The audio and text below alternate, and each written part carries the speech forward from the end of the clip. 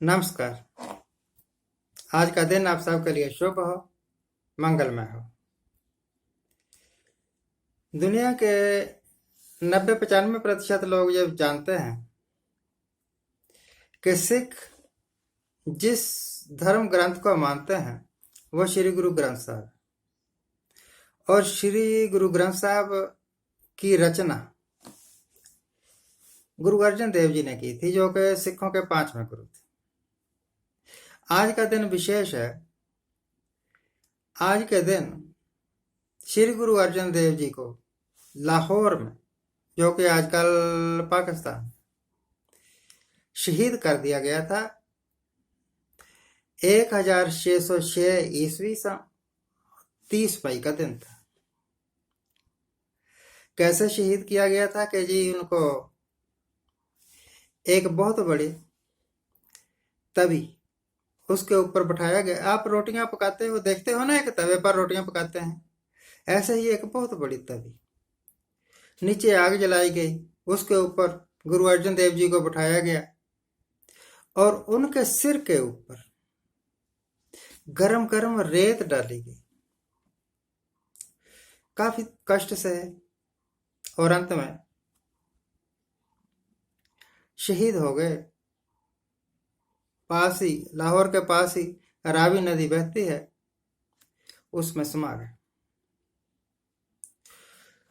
तो ये जो गुरु अर्जन देव जी की शहीदी थी, ना तो वो एक पॉलिटिशियन थे, ना ही उनका किसी के साथ बैर विरोध था।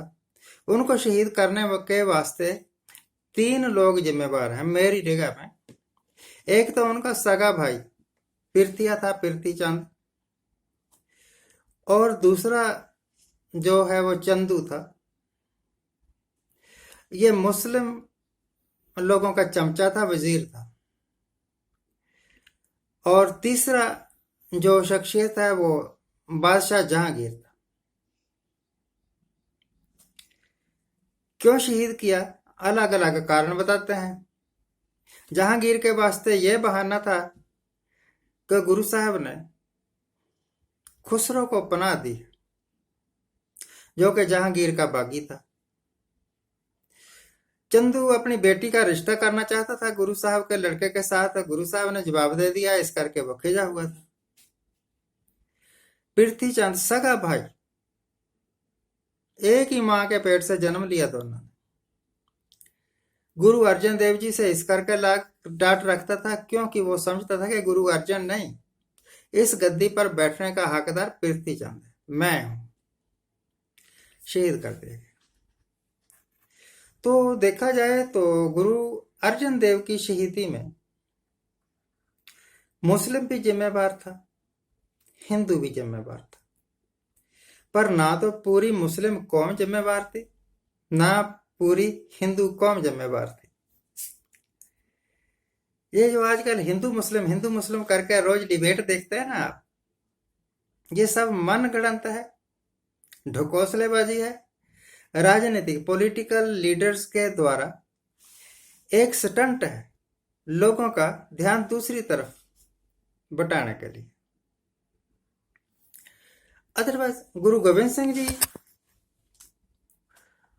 अगर देखें तो गुरु गोविंद सिंह जी को मुस्लिम लोगों ने भी तंग किया, हिंदू लोगों ने भी तंग किया, दुश्मनी रखी।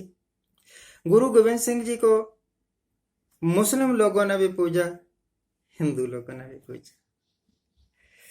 तो सिख धर्म ने क्या किया,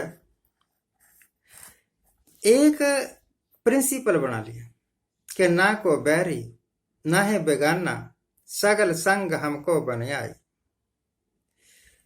क्योंकि गुरु नानक कह गया था कि ना को हिंदू ना मुसलमान, अल्लाह राम के पिंड प्राण।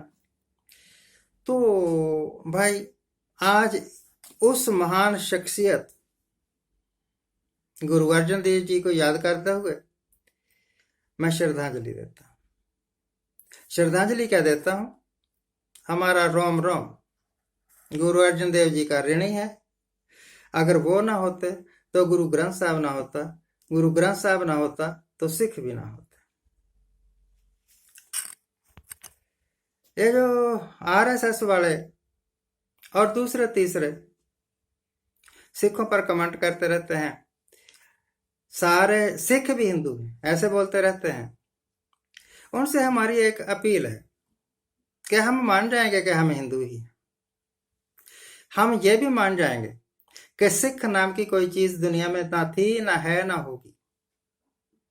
आप एक छोटा सा काम करिए, जो आपका सबसे बड़ा नेता है, सबसे बड़ा लीडर है, वो अपने आप को तत्ती तवी पर बिठाए और अपने ऊपर इसी तरह रेट डलवाए, सवा पैर। अगर वो ऐसा कर सका तो हम मान जाएंगे कि आरएसएस के सारे लोग, एक लीडर नहीं जो कि शहीद होगा, सारे लोग गुरु अर्जन देव जी की बराबरी के हैं और इनको भी हम उसी तरह पूजते हैं। अदरवाइज आज से प्रण कर लो कि सिखों के बारे में, सिख धर्म के बारे में कुछ नहीं कहेंगे। कभी आपने देखा है किसी सिख को हिंदू धर्म के बारे में बुरा कमेंट करते हुए, मुस्लिम धर्म के बारे में बुरा कमेंट करते हुए, क्रिश्चियनिटी के बारे में बुरा कमेंट करते हुए? क्रिश्चियनिटी की बात है, अमेरिका में, कनाडा में सिखों को सम्मान दिया जाता है। अमेरिका और कनाडा में सिख वहां की पार्लियामेंट के मेंबर हैं और कई कई बार तो सिख लोग वहां के प्रेसिडेंट, वहां के प्राइम मिनिस्टर के खास एडवाइजर रह चुके हैं, रहेंगे आगे। आप सोने को मिट्टी मत समझिए और मिट्टी को सोना बनाने की कोशिश मत कीजिए। मैं एक खबर पढ़ रहा था कि प्रेजेंट गवर्नमेंट तैयारी कर रही है, तैयारी क्या कर रही है अब बताना ही वाले हैं आपको,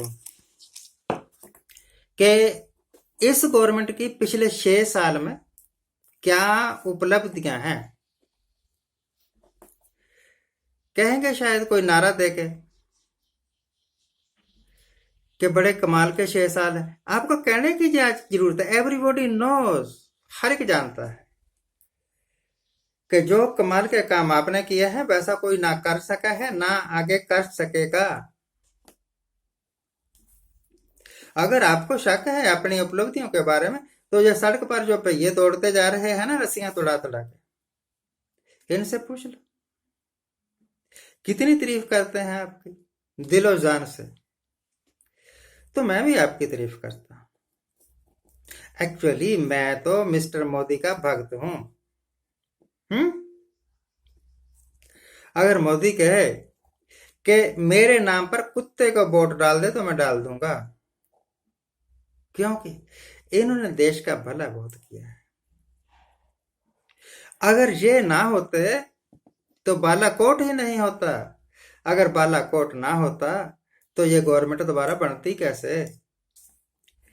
खैर, आपका हक है कि आप जिसको जो समझो, पर एक बात अपने मन में बिठा लो, दिलो दिमाग में बिठा लो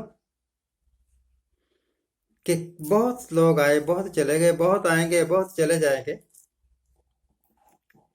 हिंदुस्तान नहीं मिटेगा, रहेगा। कई मोदी आए, कई चले गए, इनकी तो औकात की क्या है। राम गयो रावण गयो। कोई ऐसा नेता चाहिए, कोई ऐसा लीडर चाहिए, कोई ऐसी सोच चाहिए जो देश को, मुल्क को तरक्की के रास्ते पर ले जाए, पथ भ्रष्ट ना करे। इस गवर्नमेंट की सबसे बड़ी उपलब्धि है कि इन्होंने हिंदुस्तान को पथ भ्रष्ट कर दिया है। आज के लिए इतना ही। आज जिनका जन्मदिन है उनको हैप्पी बर्थडे। आज जिनकी मैरिज एनिवर्सरी है उनको बहुत बहुत शुभकामनाएं। सदा सुखी रहिए, आनंद प्रसन्न रहिए। चलते चलते आपसे अनुरोध है कि आप हमारे चैनल को सब्सक्राइब करिए, लाइक करिए। आप इंडिपेंडेंट हैं, आपकी सोच इंडिपेंडेंट है। मैं अपने विचार रखता हूं। हो सकता है आप सहमत हो सकता है कि आप सहमत ना।